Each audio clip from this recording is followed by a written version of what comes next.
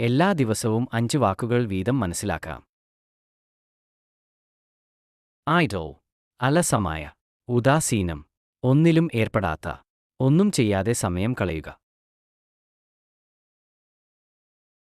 Lean, മെലിഞ്ഞ്, ചായുക, ചെരിയുക, ആശ്രയിക്കുക, ഒരു വസ്തുവിന് എതിരായി ചാരുക അല്ലെങ്കിൽ ശരീരഭാരം കുറവായിരിക്കുക.